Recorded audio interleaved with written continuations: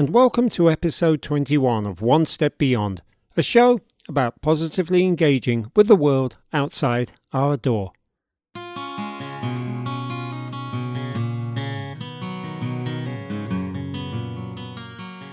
And on this episode, I'm going to focus very much on that tagline, rather than the other one I often use for this show. Step outside your comfort zone and enrich your life. Not because I suddenly don't agree with that phrase, because I do, but because much as I've enjoyed doing this show, and much as I hope you've enjoyed listening to some pretty incredible stories from people who've taken on some pretty amazing adventures, there's also an every man, every woman aspect of the outdoors that I want to promote here. We've done a lot here about travel, and people who've made some rather special journeys. We've also done stories on people who've undergone some incredibly challenging physical adventures, about people who've changed countries, started companies, become volunteers and fulfilled life ambitions. All of that is wonderful. But what I want to do today is strip things back and keep it not just simple, but applicable. We are still in the middle of this pandemic. Adventurous long-distance travel remains far off for many of us, even if we discuss it frequently, and we're constantly deluged with bad news. I'm always trying to promote the idea that there's a beautiful world out there, so for today's shorter than usual episode, I'm going to take you on a little journey out, into and up that beautiful world. I really wanted to get away from the long-distance remote interviews just for an episode or so and back into what I called the field, with my trusty Zoom H2N recorder that proved so reliable on the trek up Mount Kilimanjaro. And so I went on a winter day's hike. I didn't achieve anything that nobody else has achieved, even that same day. I didn't take anybody with me on the adventure for an interview, though I did meet a couple of nice Chris's along the way. No, this is just a peaceful episode about a peaceful day out. A hopefully uplifting story to elevate your mood if you are suffering from the Northern Hemisphere's pandemic winter blues.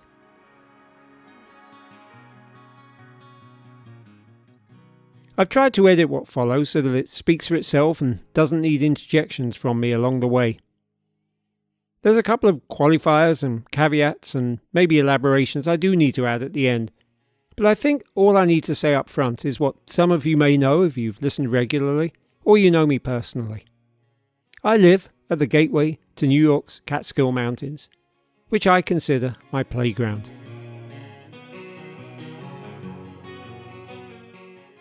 And I'm not the only one. In what seem to be record numbers right now, people run these mountains, they ski these mountains, they bike some of these mountains, they camp out in these mountains, they forage in these mountains. At times they're allowed to hunt in these mountains. But more than anything, they hike these mountains. And so, on a Sunday in late January, taking on a specific peak for the first time as part of my very, very long-term plan to merit myself a Catskill 3500 Club badge, I did likewise.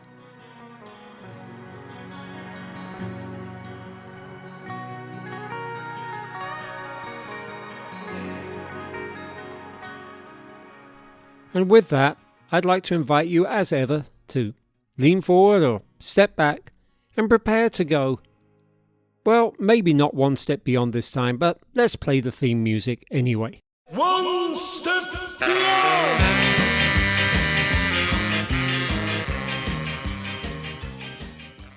It's Sunday, January 24th, and I've just arrived at the base of Halcott Mountain. It is one of these picture-perfect bluebird days that you dream of. The sky is completely clear blue. There's snow everywhere on the ground, but not on the roads. It's a blinding day. It's also really cold, way below freezing. I'm reading 19 degrees Fahrenheit here. Going to pause so I can interject the centigrade, the Celsius, in the show. -7, all you centigrade fans. And I chose to come for a bushwhack, and it's evidence of just how popular the Catskills are these days. Just relentlessly popular, that this car park is jammed full. Now, this is a bushwhack, meaning Typically, you would have to find your own way to the top of the mountain, as we did with episode 15, with, I think it was 15, with Ken Posner, the whole thing on Diogenes and minimal natural navigation. Today, I imagine I'm just going to need to follow in people's tracks. There's so many tracks here. That said, it is one of the Catskill 3,500 foot peaks. I am looking to tick them off, and I admire people who've set out to do a bushwhack today, and I'm going to just enjoy myself and make the most of it. 3.7 miles round trip, especially getting a late start. I think that sounds doable. Doesn't sound too complicated. I spent a lot of time this morning packing stuff I'm probably not going to need, though you never know. So based on talking to other people here at the trailhead, this is so incredibly well packed down. I've decided to travel very, very light. I am leaving both the snowshoes and the poles in the car. Generally, I'm not somebody who really needs poles. When I did a couple of hikes with Ken, including one of them in the snow, we found we were fine without. There's something to them, especially if you're going slower, but I think I'm going to be alright. So I put the micro spikes on my Innovate hiking boots. Hiking boots I don't generally love, but I've decided to wear them today.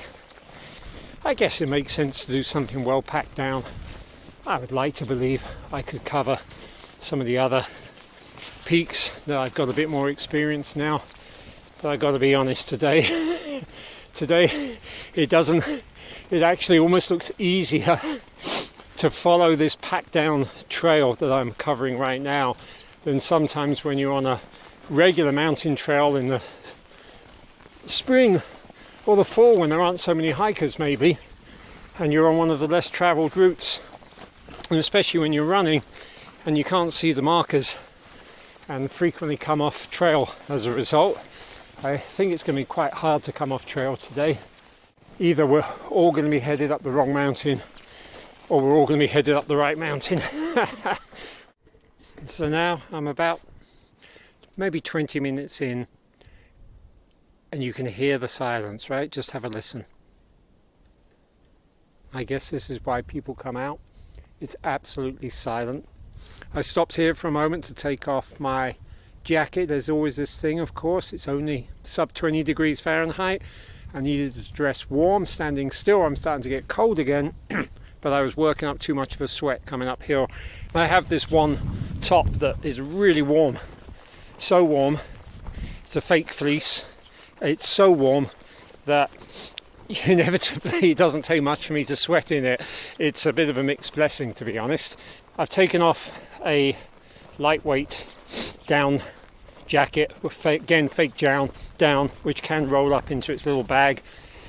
And yeah, that's just an inevitable thing of the hike. Even in winter and very cold temperatures going uphill, you're going to work up some kind of internal heat. Shortly after I set off, I met a group of about 5 older people, put them about 70 or so, which is always lovely to see. They were coming down with snowshoes on. I asked them about that, and they did say, snowshoes are a courtesy, but they also said, hey, you know what, it's well packed down, and when you come back down in the steeper sections, you might be glad just to have your micro spikes for more grip. When I come out on long treks like this, I always load up my phone with podcasts, and sometimes I like to have a real juxtaposition. And today I'm listening to a podcast called When in Spain, which I may have mentioned before. He's got an episode on Sevilla. God, I've got to get that double L pronunciation right. Sevilla. And that's Seville to you and me. A place I went 5 years ago this month, briefly. And his guest is a guide there who talks about the need for slow travel, who says there's no such thing as sustainable travel, which is true. I mean, by traveling, you are putting stress on the environment.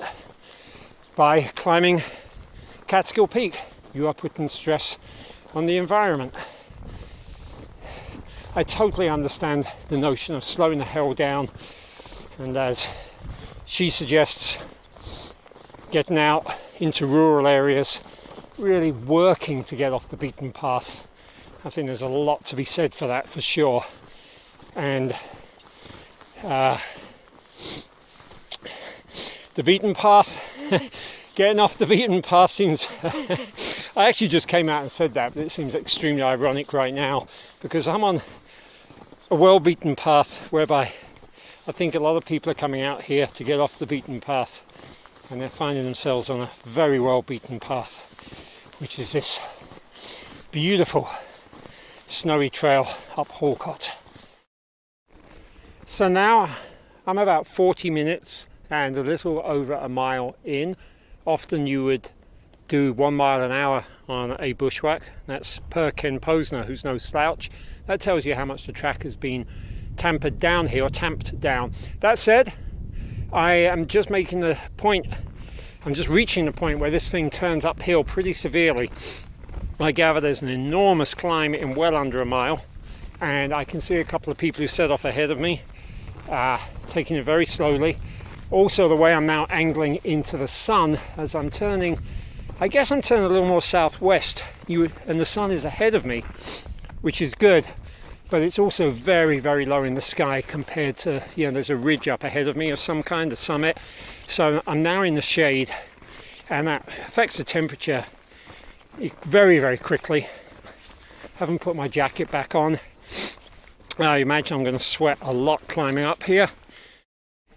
Okay, I'm not going to lie, and if you can hear my heartbeat, or if you could hear my heartbeat, you would know I'm not. That was a very steep section. It felt straight up. It's the kind of thing that in spring, summer, fall, you just kind of get your foothold on the rocks and the ground and pull yourself up. But with the amount of snow, that was hard work. And it was all, I don't know if the snowshoes would have made a difference. I decided to try and do it without the poles, and I succeeded, but I was literally level on the ground for some of it. Nice thing though, I met a couple coming down, younger couple, and wish I'd was recording. The guy was like, "What a beautiful day, isn't it just the greatest?" And it is, it really is. It's also a workout. After another short, steep climb, I've arrived on what I take to be the ridge here, and I have saved the instructions on my phone, the directions, particularly going by a book I have about Catskill hikes rather than just somebody on all trails. And it says once you reach the ridge, you're going to be going either south or southwest, depending where you have kind of reached that ridge. The sun is right ahead of me as I record this on the trail, which would suggest I'm heading pretty much due south. And I don't really need to look at the instructions here. I'm obviously just following a well-trodden trail, but my sense is that I have a little ways to go. I've made good distance, and I think it's the best part of 2 miles to the summit. I'm pretty sure I'm about 3/4 of the way there. So maybe about half a mile up here on the ridge. I can take pictures and I can share them in the show notes and on social media, but you have to be here. Well, you know what? This is it already. All of 1.6 miles and I'm at the summit.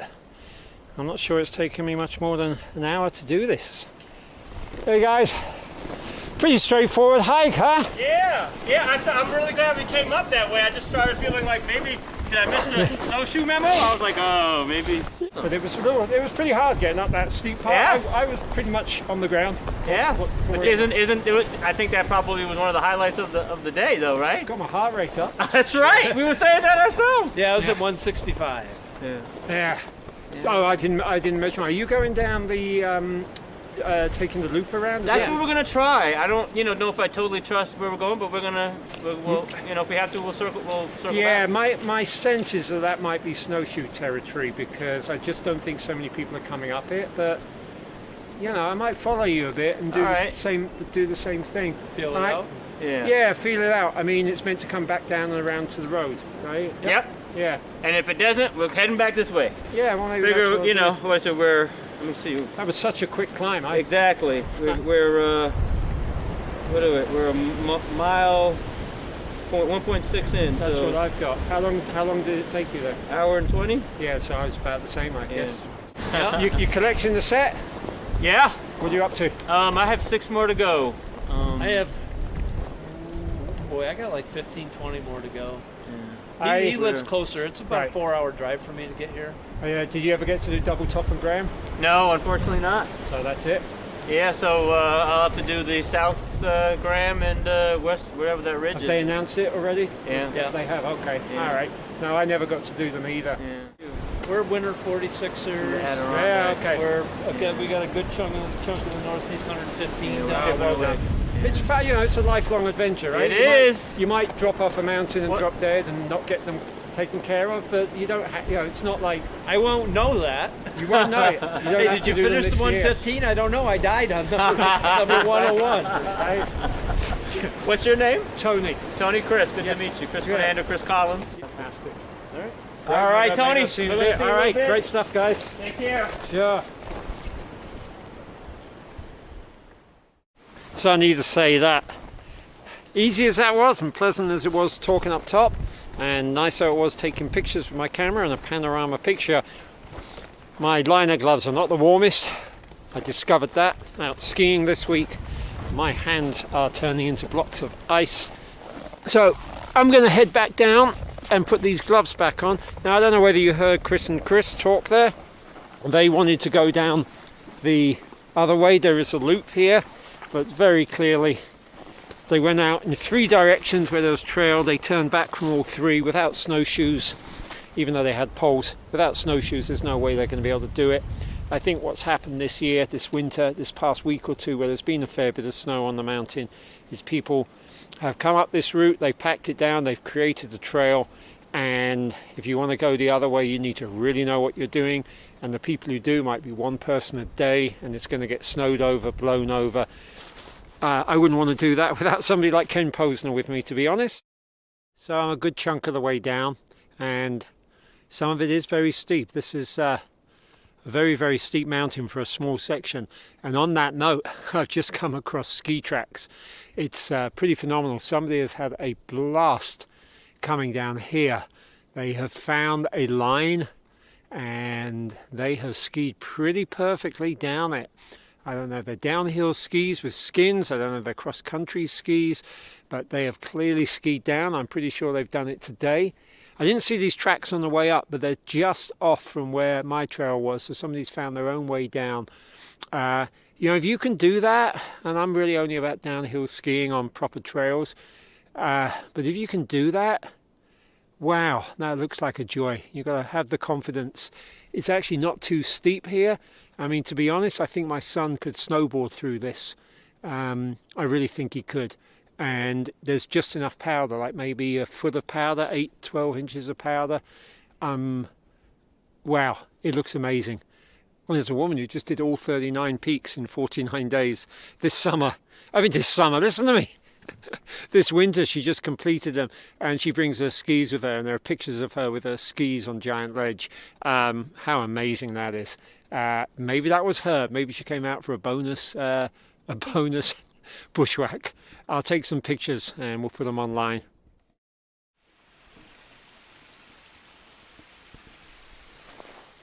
So now I don't know if you can hear that sound, but it's the sound of the waterfall that is here at the bottom of the trail to Halcott Mountain. It's listed in all the reading materials I had for this hike, and of a normal time I might be tempted to get a little closer. I was curious as to whether it had been completely frozen here at the bottom. I can definitely hear the sound of that running water, and I can kind of see it. But given that there is so much snow here, it doesn't make sense to go risking falling into the gully. It's a very steep drop off. I may not even be able to get pictures. It doesn't look like many other people have tried it.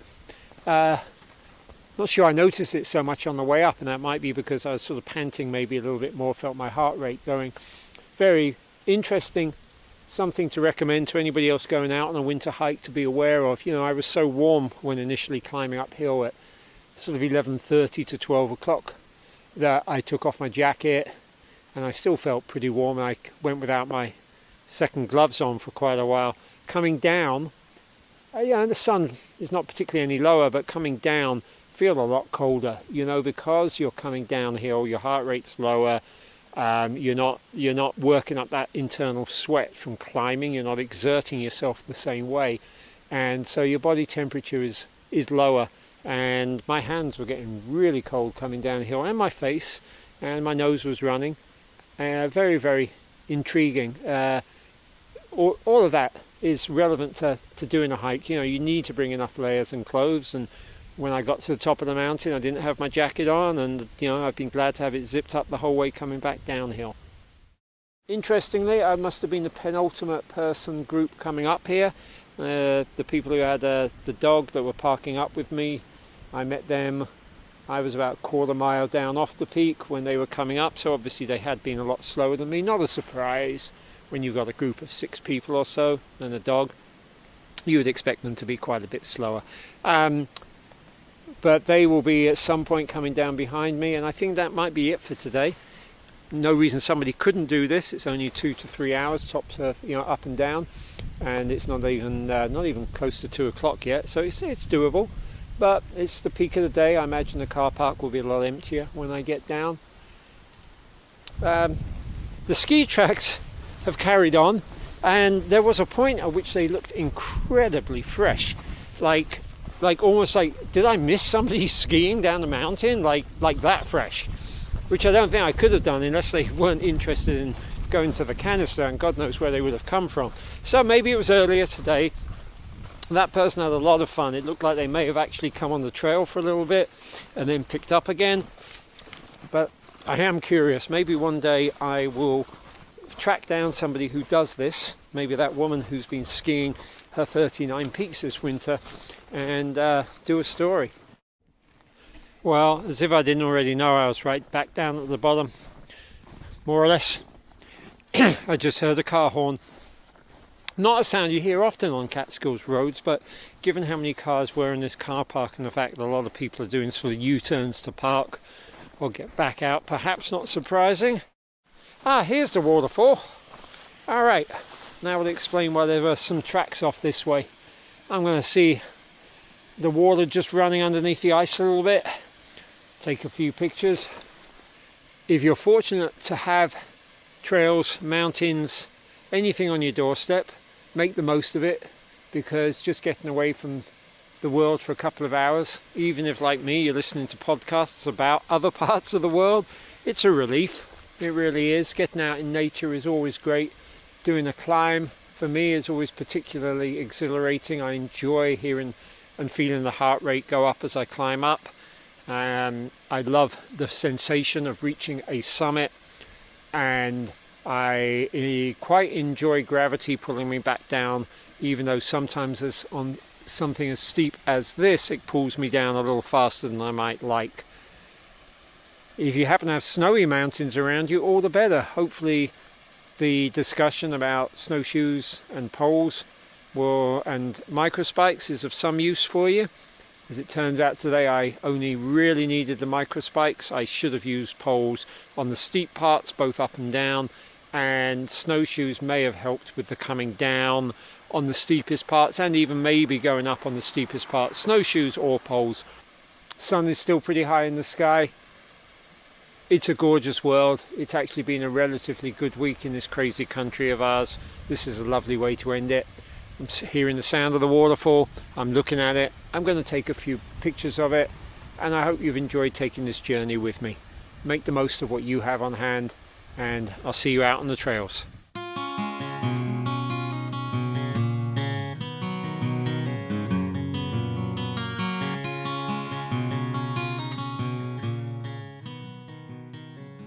I said up front that I would have a couple of clarifications and elaborations to offer, and I do. And they go as follows. Number 1 is the old adage. Do as I say, not as I do.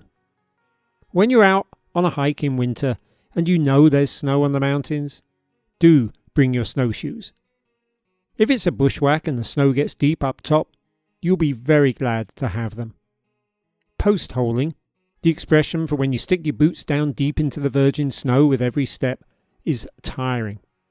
Like, really tiring. It will deplete your energy quicker than you can find ways to restore it. It will also make you sweat badly. And while on a bushwhack you don't have any special responsibility to leave a clear path for others, on a regular trail you most certainly do.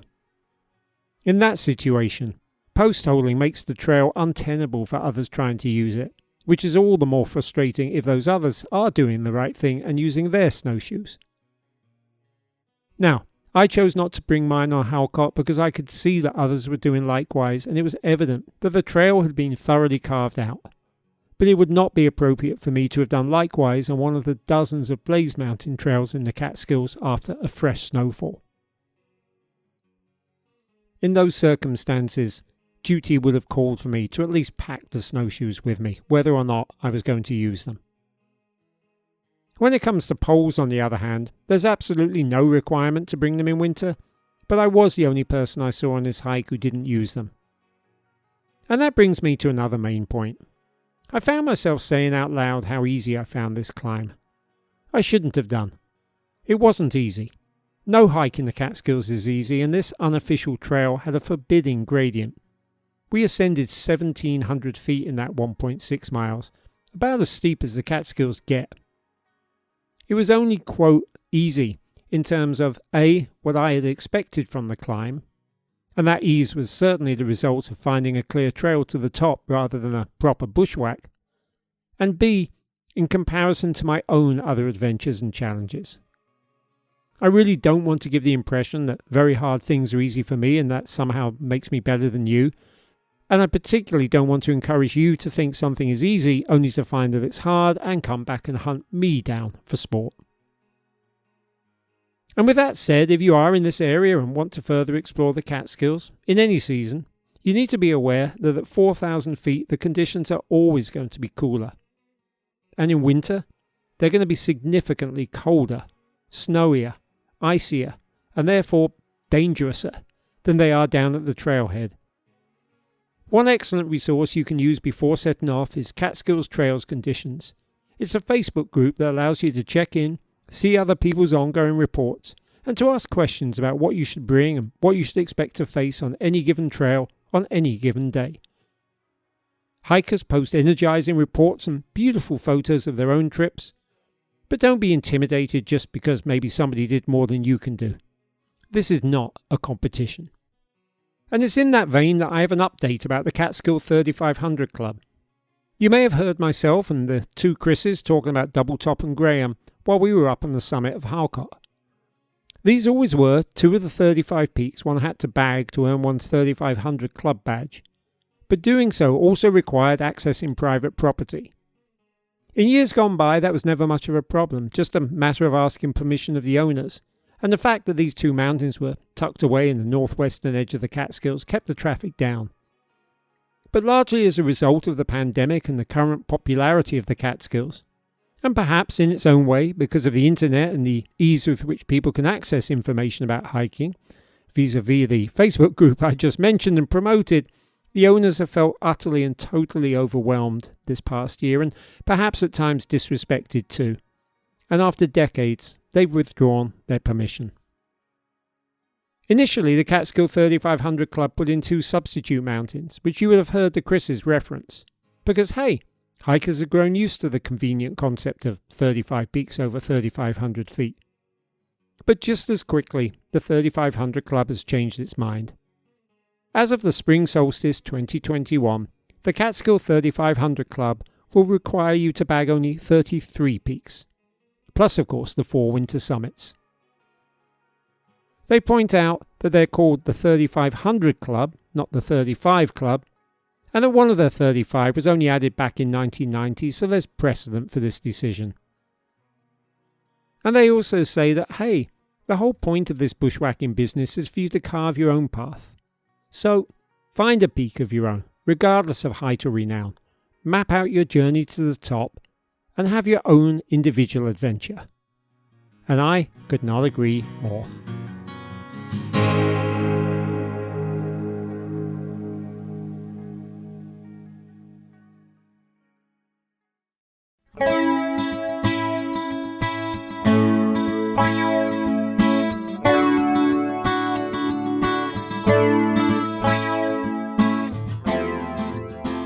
One Step Beyond is written, produced and narrated by Tony Fletcher. Incidental music is by Noel Fletcher, unless otherwise stated. The theme song is by Madness, used with permission, and the logo is by Mark Lerner. Special thanks to Radio Kingston for airing these episodes and for supplying studio space when not under lockdown. If you like what you hear, please consider throwing us a tip via the Support This Show button on your phone or by visiting supporter.acast.com/onestepbeyond lowercase. You can also hit the subscribe button and or leave a positive rating and or review. It all helps. One Step Beyond is on social media, mainly on Instagram. Just search One Step Beyond with Tony Fletcher there or on Facebook and Twitter and we should come up straight away. To subscribe to a newsletter, to reach out via email, and especially if you're interested in sponsorship opportunities, the address is onestepbeyond@ijamming.net. One Step Beyond is available on just about every podcast platform known to man, and most likely a few that have yet to be discovered. Until next time, stay safe